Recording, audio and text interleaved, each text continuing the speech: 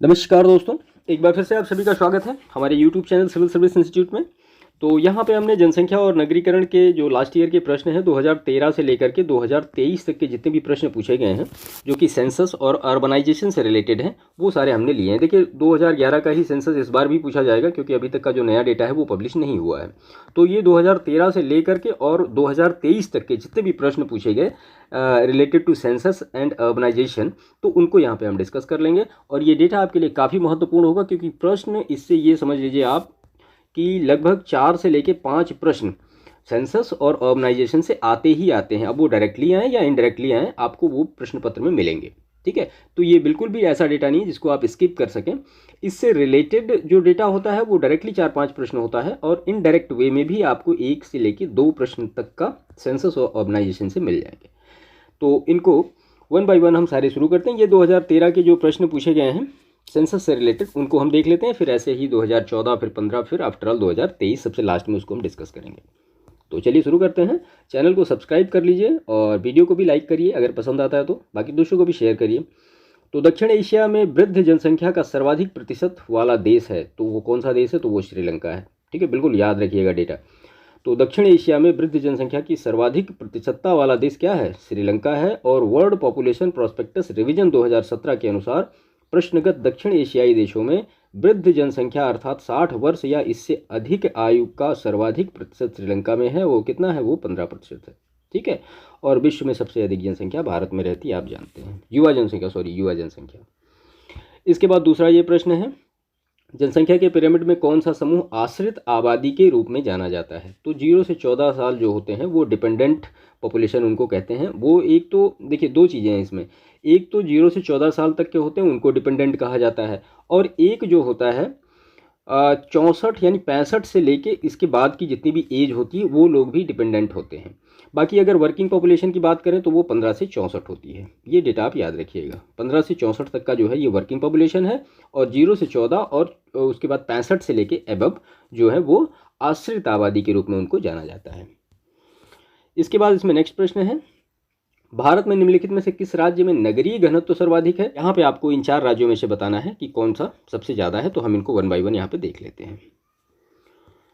तो यहाँ पे पश्चिम बंगाल में जो नगरीय घनत्व है वो कितना है? 5683 व्यक्ति प्रति वर्ग किलोमीटर। महाराष्ट्र में 5594 व्यक्ति प्रति वर्ग किलोमीटर, और पंजाब में 4136 व्यक्ति प्रति वर्ग किलोमीटर, और तमिलनाडु में 2516 व्यक्ति प्रति वर्ग किलोमीटर। ये डेटा बिल्कुल याद रखिएगा। तो यहाँ पे ऑप्शन डी करेक्ट हो जाएगा। इसके बाद ये नेक्स्ट प्रश्न है, 2011 की अनंतिम जनगणना के अनुसार जनसंख्या को दृष्टि में रखते हुए निम्नलिखित राज्यों में से अवरोही क्रम प्रस्तुत करना है आपको। ठीक है, तो यहाँ पे हम देख लेते हैं। सबसे ज़्यादा जो जनसंख्या वो कितनी है? उत्तर प्रदेश की 19.98 करोड़, महाराष्ट्र की 11.23 करोड़, और बिहार की 10.40 करोड़, और आंध्र प्रदेश की 8.45 करोड़। तो इसके अकॉर्डिंग इसका जो सही आंसर हो जाएगा वो क्या हो जाएगा? 4, 3, 2, 1। ऑप्शन बी जो है यहाँ पे करेक्ट होगा। इसके बाद नेक्स्ट देखते हैं, इसमें निम्नलिखित संघ शासित राज्यों में स्त्री साक्षरता 2011 के जनगणना के अनुसार उच्चतम है। तो स्त्री साक्षरता की बात हो रही, सबसे ज़्यादा कहाँ पे है? तो यहाँ पे पूरा डेटा है, इन 4 राज्यों की बात हो रही है खाली। तो यहाँ पे लक्षद्वीप में सबसे ज़्यादा है 89.3, बाकी और भी स्टेट का हम देख लेते हैं। तो चंडीगढ़ में है 81.2, पुडुचेरी में 80.7, और दमन और दीव में 79.5। तो ये डेटा आप याद रखिएगा। इसके बाद फिर 2014 के जो प्रश्न पत्र में जनसंख्या नगरीकरण से रिलेटेड प्रश्न आए थे उनको हम देख लेते हैं। तो निम्नलिखित में से कौन सा एक दक्षिण एशिया का सर्वाधिक नगरीकृत देश है? तो सर्वाधिक जो नगरीकृत देश है, देखिए ये जो रिपोर्ट है ये वर्ल्ड अर्बनाइजेशन प्रोस्पेक्ट्स रिपोर्ट 2018 के अनुसार ये है डेटा। तो दक्षिण एशिया का जो नगरीकृत देश कौन सा है? वो भूटान है 40.9%, मालदीव 39.8%, पाकिस्तान 36.7%, बांग्लादेश 36.6%, और भारत 34%। ठीक है, इसके बाद 2011 में निम्नलिखित राज्यों में से किस राज्य में उच्चतम लिंगानुपात है? अब लिंगानुपात की बात हो रही कि इन जो 4 ऑप्शंस हैं इसमें सबसे ज़्यादा लिंगानुपात कहाँ पे है? तो वैसे तो नॉर्मली कहाँ का है? वो केरल का है 1084, तमिलनाडु में 996, आंध्र प्रदेश में 993, और छत्तीसगढ़ में 991। तो अकॉर्डिंग टू दिस डेटा यहाँ पे ऑप्शन ए करेक्ट हो जाएगा। अगर केरल होता तो केरल सही होता। भारत की जनगणना 2011 के अनुसार निम्नलिखित राज्यों में से किसमें शिशु जनसंख्या का प्रतिशत भाग ग्रामीण क्षेत्रों में न्यूनतम है? ठीक है, तो 2011 की जनगणना के अनुसार विकल्प में दिए गए राज्यों और उनके ग्रामीण क्षेत्रों में शिशु जनसंख्या प्रतिशतता इस प्रकार है। तो केरल में 10.4, पंजाब में 11.2, हरियाणा में 13.2 और जम्मू कश्मीर में 17.5। तो यहाँ पे ऑप्शन बी करेक्ट होगा, क्योंकि पूछा गया है न्यूनतम होगा। ठीक है। इसके बाद 2011 की जनगणना के अनुसार उत्तर प्रदेश के किस जिले में जनसंख्या घनत्व सबसे अधिक है। ठीक है। तो यहाँ पे पूछा जा रहा है जनसंख्या घनत्व किस जिले में सबसे अधिक है इन चारों में से। तो यहाँ पे ऑप्शन सी जो है ये करेक्ट होगा, गाजियाबाद में सबसे ज़्यादा जनसंख्या घनत्व है। देख लेते हैं कहाँ कहाँ पे कितना है। तो गाजियाबाद में 3971 है, वाराणसी में 2395 है, लखनऊ में 1816 है और कानपुर में 1452 है। इसके बाद फिर 2015 में जो प्रश्न पूछे गए हैं सेंसस और ऑर्गेनाइजेशन से, उनको देख लेते हैं। तो निम्नलिखित में से कौन सा जनसंख्या की जननांकीय विशेषताओं का हिस्सा नहीं है। ठीक है। तो जनसंख्या घनत्व होगा, लिंगानुपात होगा, ग्रामीण शहरी जनसंख्या भी होगा, बट जो रहन सहन का स्तर होगा ये जननांकीय विशेषताओं का हिस्सा नहीं होगा। ठीक है। इसका वही सारा एक्सप्लेनेशन यहाँ पे किया गया है। नेक्स्ट प्रश्न है, वर्तमान में भारत की जनसंख्या वृद्धि निम्न में से किस दौर से गुजर रही है। ठीक है। तो निश्चित रूप से गिरने की प्रवृत्ति के साथ उच्च वृद्धि की दर से गुजर रही है भारत की जनसंख्या। इसका एक्सप्लेनेशन हम देख लेते हैं। तो वर्तमान में भारत की जनसंख्या वृद्धि निश्चित रूप से गिरने की प्रवृत्ति के साथ उच्च वृद्धि दर के दौर से गुजर रही है। भारत जननांकीय संक्रमण की दूसरी अवस्था में है। ठीक है। यह जननांकीय संक्रमण की तीसरी अवस्था में प्रविष्ट होने के कगार पर है। जननांकीय संक्रमण की दूसरी अवस्था में जन्म दर उच्च तथा मृत्यु दर क्या हो जाती है, कम हो जाती है। सामान्यतः जन्म दर 40 से 50 प्रति हजार और मृत्यु दर 15 से 20 हजार के बीच होता है। और तीसरी अवस्था में जन्म और मृत्यु दर दोनों दरों में प्रशंसनीय कमी आती है, अर्थात जन्म दर 20 से 30 प्रति हजार और मृत्यु दर जो है वो 10 से 15 प्रति हजार के आसपास होता है। यह अवस्था क्या है, तो यह अवस्था धीमी जनसंख्या वृद्धि का परिचायक होता है। तो यहाँ पे ऑप्शन डी करेक्ट होगा। इसके बाद 2011 में देश के निम्नलिखित राज्यों में से साक्षरता दर सबसे कम थी। तो सबसे कम साक्षरता दर जाहिर सी बात है बिहार की है। कितनी है, तो 61.8% है। ठीक है। और भी जो डेटा है इसको भी देख लीजिए। तो बिहार की 61.8, अरुणाचल प्रदेश की 65.4 और राजस्थान की 66.1, झारखंड की 66.4, आंध्र प्रदेश की 67%। तो यहाँ पे जनगणना 2011 के अनुसार शीर्ष साक्षरता दर वाले राज्य कौन कौन से हैं, तो वो केरल 94, मिजोरम 91.3, गोवा 88.7 और त्रिपुरा 87.2 और हिमाचल प्रदेश 82.8% है। इसके बाद नेक्स्ट प्रश्न है, जनगणना 2011 के अनुसार निम्नलिखित राज्यों में से किस राज्य में पुरुष और महिला साक्षरता दर में अधिकतम अंतर है। तो सबसे ज़्यादा ये कह रहे हैं कि पुरुष और महिला साक्षरता दर में अंतर कहाँ पे है। तो वो जो अंतर है वो उत्तर प्रदेश में है। कैसे, हम देख लेते हैं। उत्तर प्रदेश की टोटल साक्षरता दर कितनी है, तो वो 67.7% है। और अगर मेल जो लिटरेसी की बात करें तो वो 77.3%, और अगर फीमेल लिटरेसी की बात करें तो 57.2%। इन दोनों का अगर आप निकालेंगे कि गैप कितना आ रहा है, तो वो सबसे ज़्यादा यहाँ पे उत्तर प्रदेश में आपको मिलेगा। ये डेटा याद रखिएगा। और भी इसमें नेक्स्ट प्रश्न है फिर, निम्नलिखित में से कौन सा जनसंख्या के व्यवसायिक ढांचे को व्यक्त करता है। तो विभिन्न व्यवसायों में कार्यकारी जनसंख्या का वितरण ही जनसंख्या के व्यवसायिक ढांचे को व्यक्त करता है। इसके बाद ये 2015 का पेपर है, ये री एग्ज़ाम हुआ था। तो नगरीकरण के कारणों के संबंध में निम्नलिखित कथनों पर विचार कीजिए और नीचे दिए गए कूट का सही उत्तर चुनिए। अब यहाँ पे 4 दिए गए हैं। ग्रामीण से नगरीय क्षेत्रों में प्रवास की ऊंची दर, शहरों में शैक्षणिक संस्थाओं की बढ़ती संख्या, औद्योगिकरण की ऊंची दर और ग्रामीण क्षेत्रों में ऊंचा जीवन स्तर। नगरीकरण के बारे में आपको इसमें से करेक्ट चूज करना है कि कौन सा सही है। तो इसका एक्सप्लेनेशन हम देख लेते हैं कि नगरीकरण के प्रमुख कारण क्या हैं। तो पहला जो है वो औद्योगिकरण की उच्च दर और शहरों में शैक्षणिक संस्थाओं की बढ़ती संख्या, जाहिर सी बात है। ग्रामीण से शहरी क्षेत्रों में प्रवास की ऊंची दर और नगरों में उच्च स्वास्थ्य सुविधा होना है। तो ये 4 कारण जो हैं ये नगरीकरण के प्रमुख कारण हैं। तो इसके हिसाब से आपका यहाँ पे ऑप्शन क्या सही हो जाएगा, 1 2 3, 1 2 3 यानी ऑप्शन ए यहाँ पे करेक्ट हो जाएगा। इसके बाद यहाँ पे नेक्स्ट प्रश्न है, 2011 की जनगणना के अनुसार भारत में लिंगानुपात क्या है। तो लिंगानुपात भारत में कितना है, 943 है। ठीक है। तो यहाँ पे ऑप्शन डी करेक्ट होगा। इसके बाद भारत की जनगणना 2011 के अनुसार 2001 से 11 की अवधि में देश की जनसंख्या वृद्धि का प्रतिशत क्या था। तो कितने % की जनसंख्या जो है वो इंक्रीज हुई, तो वो 17.70% जो पॉपुलेशन है वो इंक्रीज हुई। ठीक है। तो ये डेटा बिल्कुल याद रखिएगा।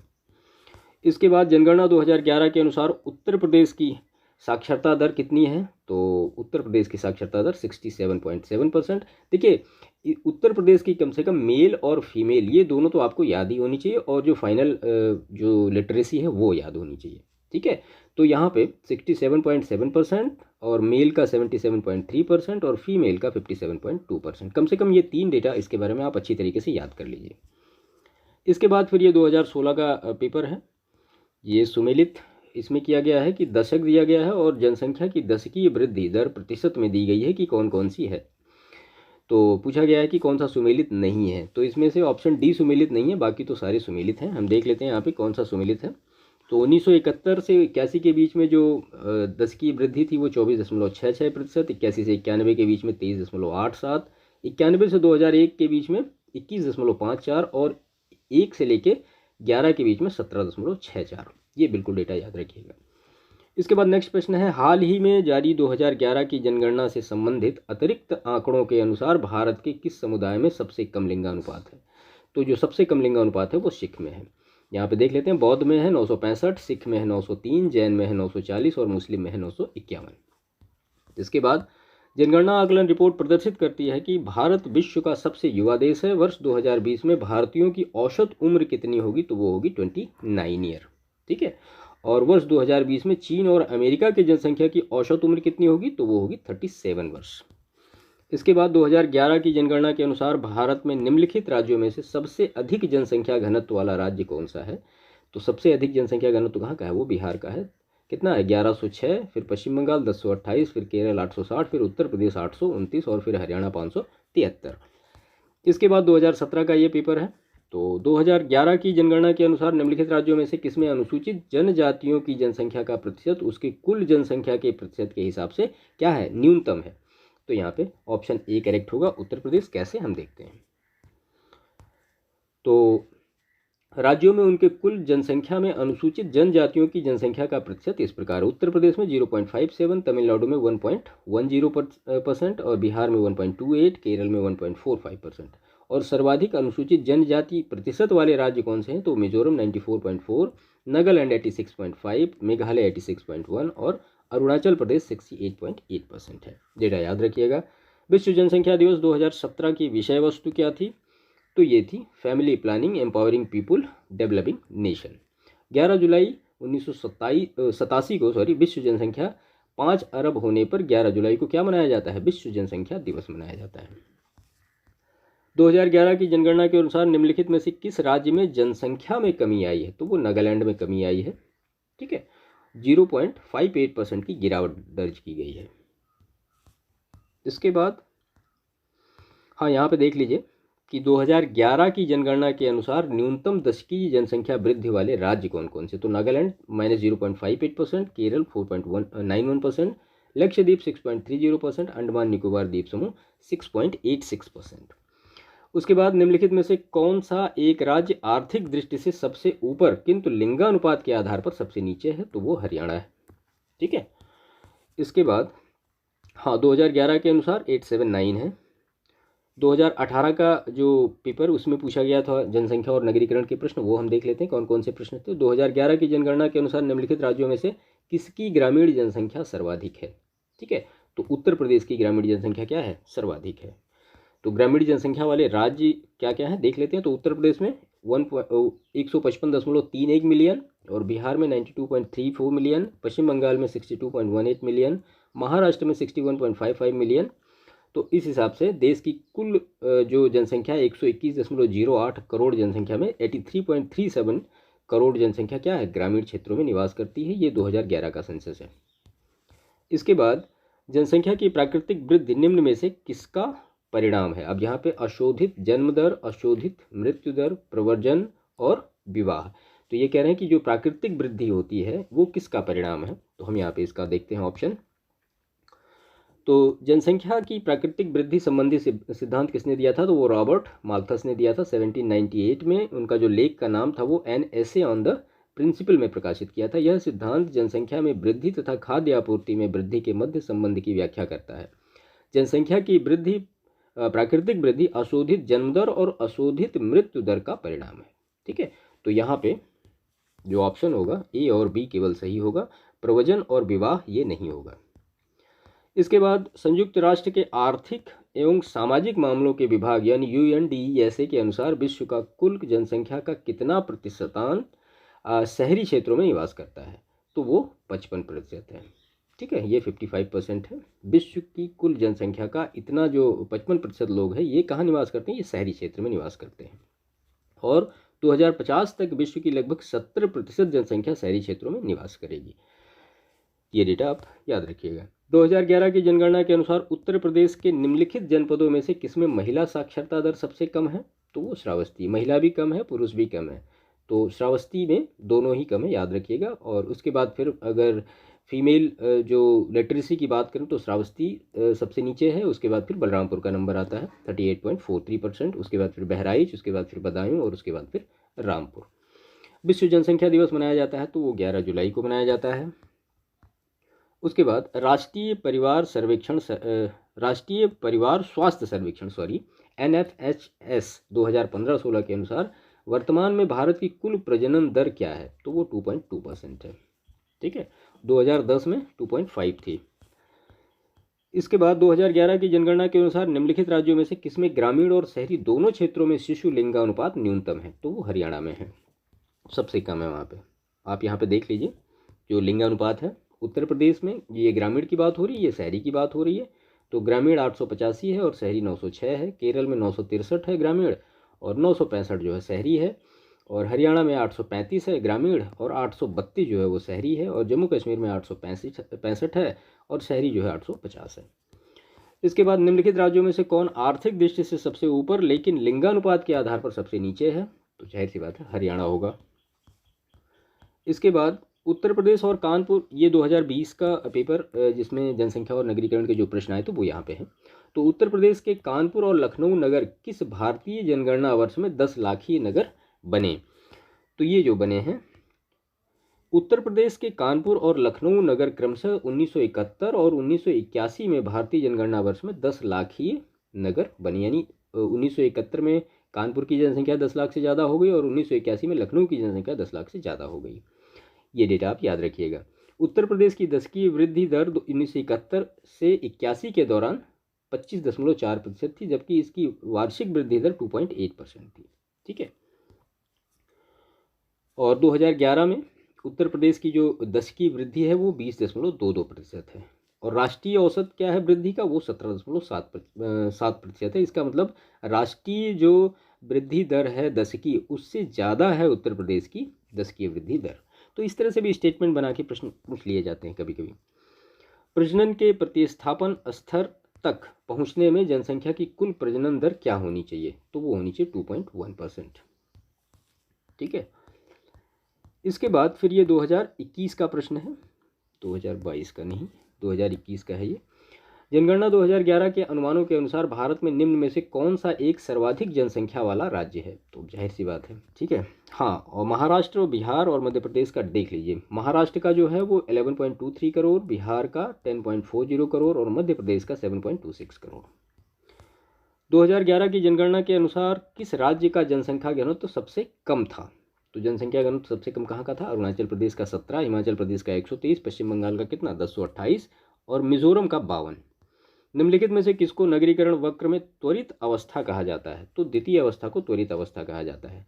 पूरा डिटेल समझ लेते हैं, इससे प्रश्न पूछे जाते हैं। तो शहरीकरण प्रक्रिया को इन चरणों में विभाजित किया जा सकता है। कौन कौन से, तो एक तो प्रथम अवस्था, द्वितीय अवस्था और तृतीय अवस्था। तो प्रथम अवस्था को हम आरंभिक अवस्था कहते हैं या आरंभिक चरण कहते हैं, द्वितीय अवस्था को हम त्वरित चरण कहते हैं और तृतीय अवस्था को क्या कहते हैं, तो वो टर्मिनल चरण कहते हैं।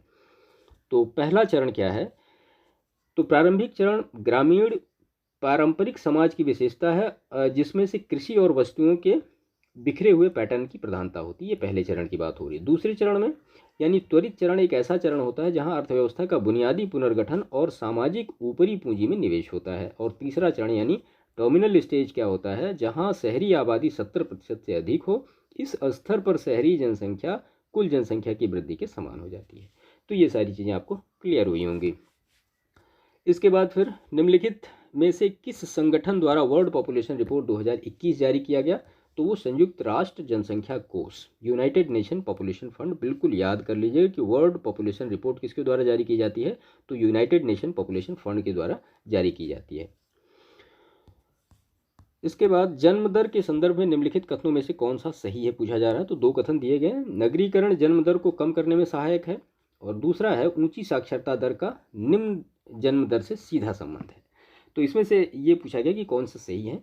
तो नगरीकरण सही बात है, जो जन्म दर होता है उसको कम करने में कई मामलों में देखा गया है कि सहायक होता है, और ऊंची साक्षरता दर निम्न जन्म दर का सीधा संबंध है, तो ये भी सही है। तो यहाँ पे ऑप्शन सी करेक्ट होगा, 1 और 2 दोनों सही हैं। ये 2022 का पेपर का जो प्रश्न है वो हमने यहाँ पे लिया है। तो निम्नलिखित समाजशास्त्रियों में से किसने ग्राम्य नगरीकरण यानी अर्बनाइजेशन के बारे में विस्तार से बताया, तो ये GS घुरिये ने इसके बारे में डिटेल बताया है। उसके बाद टी माल्थस ने द माल्थुसियन थ्योरी नामक एक प्रसिद्ध सिद्धांत को प्रतिपादित किया, जो संबंधित है किससे, तो जाहिर सी बात है वो पॉपुलेशन से रिलेटेड है। और उन्होंने कहा था कि मतलब जो जनसंख्या है वो जो है वो बढ़ेगी 1, 2, 4, 8 के रेशियो से, और जबकि जो जीविकोपार्जन का साधन है वो बढ़ेगा 1, 2, 3, 4 के हिसाब से। ठीक है, तो ये मतलब इन्होंने माल्थस ने कहा था, ये इनकी थियरी है। भारत में किस धार्मिक समूहों का सर्वाधिक भाग नगरीय है, तो वो जैन जो समूह है उसका सबसे ज़्यादा भाग नगरीय है। ठीक है, इसके बाद फिर ये 2023 में जो प्रश्न पूछे गए जनसंख्या से रिलेटेड उनको हम देख लेते हैं। तो भारत में जनगणना का कार्य सर्वप्रथम कब आरंभ किया गया, तो ये आरंभ किया गया था 1872 में, और जो कंटिन्यू हुई थी मतलब नियमित हुआ था वो 1881 से हुआ था। तो अब ये थोड़ा सा ऑप्शन इसमें से आप देख लीजिए कौन सा सही है। खैर आयोग के थ्रू से शायद ये प्रश्न हटा दिया गया था, क्योंकि 1872 में पहली बार शुरू किया गया लॉर्ड मेयो के टाइम में, और रिपन के टाइम में इसको कंटिन्यू किया गया 1881 में। तो 81 तो है लेकिन 72 नहीं है यहाँ पे। इसके बाद फिर निम्नलिखित में से कौन सा जननी सुरक्षा योजना का प्रमुख उद्देश्य है, तो जननी सुरक्षा योजना का प्रमुख उद्देश्य क्या है, मातृ मृत्यु दर तथा नवजात मृत्यु दर में कमी करना। इसके बाद भारत में जनसंख्या स्थायित्व का लक्ष्य किस वर्ष तक निर्धारित किया गया है, ठीक है, तो वो 2070 तक निर्धारित किया गया। पहले 2045 तक निर्धारित किया गया था, लेकिन बाद में बढ़ा के उसको 2070 कर दिया गया है। इसके बाद फिर अभिकथन और कारण है। तो देश के पर्यावरण को बनाए रखने के लिए जनसंख्या नियंत्रण आवश्यक है, जाहिर सी बात है, और जनसंख्या में तीव्र वृद्धि के कारण पर्यावरण संतुलन बना रहता है, ऐसा तो नहीं है, ये तो गलत हो जाएगा सीधा सीधा, सिंपल प्रश्न है, ये सत्य है और असत्य है। इसके बाद फिर ये जनसंख्या के सिद्धांत और सिद्धांतों के प्रतिपादक के नाम पूछेंगे कि कौन किससे रिलेटेड है, तो हम यहाँ पे इसका एक्सप्रेशन देख लेते हैं। तो उपयुक्त जनसंख्या सिद्धांत किसके द्वारा दिया गया, तो वो एडविन केनन के द्वारा, और सामाजिक अपसमायोजन सिद्धांत दिया गया हेनरी जॉर्ज के द्वारा, और जनसंख्या संक्रमण का सिद्धांत दिया गया थॉमसन के द्वारा, और जनसंख्या खाद्यान्न आपूर्ति सिद्धांत दिया गया माल्थस के द्वारा। तो ये पूरा जो प्रश्न था 2013 से लेकर 2023 तक का, यानी 10 साल का पेपर हमने पूरा यहाँ पे सॉल्व किया, जो कि रिलेटेड था जनगणना और नगरीकरण से रिलेटेड। ठीक है, तो सेशन को समाप्त करते हैं। बाकी चैनल को सब्सक्राइब जरूर करिएगा, वीडियो पसंद आए तो लाइक भी करिएगा, और हमारा एक टेलीग्राम चैनल है, इसके डिस्क्रिप्शन में आपको उसका लिंक मिल जाएगा।